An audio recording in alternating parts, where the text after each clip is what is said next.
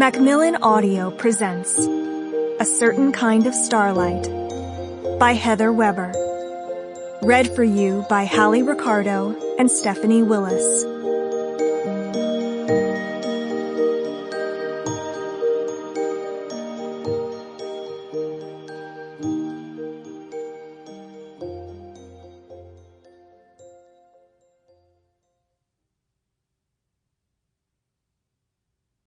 Chapter 1.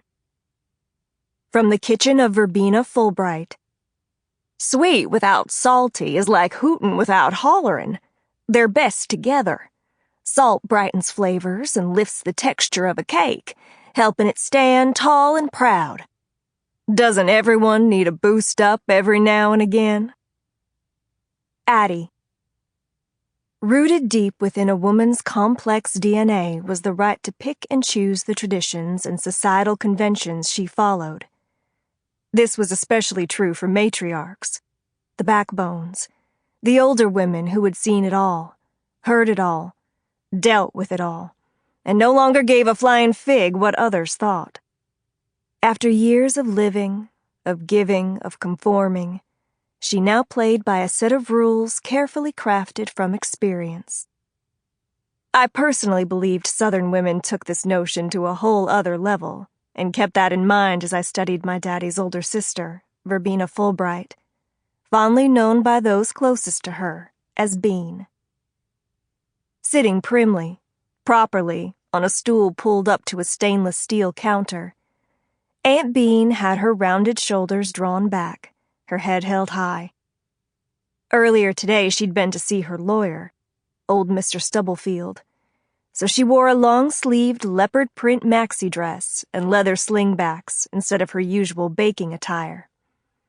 Her hairstyle was a cross between a pixie cut and a pompadour, the color of Merlot. Her fingernails were painted black, a polish that would surely raise eyebrows around town if the people here didn't know her and her funky style so well. It was clear that even while feeling puny, Aunt Bean had stuck to her own particular notions of what was right and proper. She'd never attend a business meeting without wearing heels, even if her swollen feet had to be wedged into the shoes. Lordy mercy, those pearly gates are in for a mighty reckoning when I come calling. The heavens will be shaken, Bean said theatrically, humor vibrating in her loud voice. Her spirited statement was punctuated by 2 quick thumps of her wooden walking stick on the cement floor, the dramatic effect unfortunately mellowed by the stick's thick rubber tip. Quaking, even, Delilah Nash-Peebles said as she removed a cake pan from an oven and slid it onto a multi-level stainless steel cooling rack that was taller than she was. She glanced at me, the crow's feet at the corners of her eyes crinkling. We all know Bean won't be knocking politely. She'll thunder on in and try to take over running the place. Mid-January sunshine poured in through the glass front door and tall windows of the converted big red barn on Aunt Bean's vast property.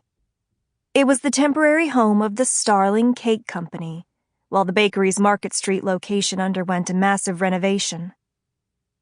I'd arrived a half hour ago and had been feeling a sense of déjà vu since, because this space had previously housed the bakery when it had been a home-based business. The air was once again scented with Aunt Bean's homemade vanilla extract, along with a hint of chocolate and coffee from the mocha cakes currently baking. And everything looked the same as it used to when I was little and practically glued to her apron strings. 3 double ovens on one wall, 2 stainless steel workstations, 4 stand mixers, the decorating corner, an old range, 2 massive refrigerators, a large bakery case.